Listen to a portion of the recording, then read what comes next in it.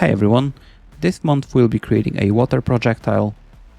As you can see here on my screen, I've got this in Unreal Engine.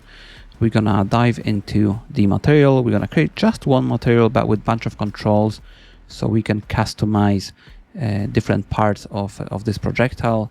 We're gonna dive into Houdini, where we're gonna create a lot of meshes. There will be some droplet meshes, some splashes, and some large blobs to create nice blend between those parts. And we're gonna reuse the world position offset texture we've created for the fire projectile, and the rest of it will be just noises.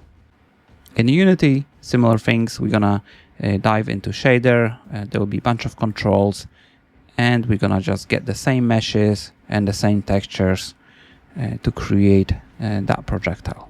Okay, so that's it for this month. I hope you're gonna enjoy this one.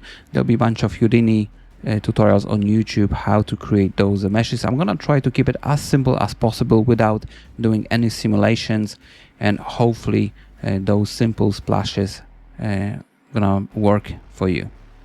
All right, thank you so much.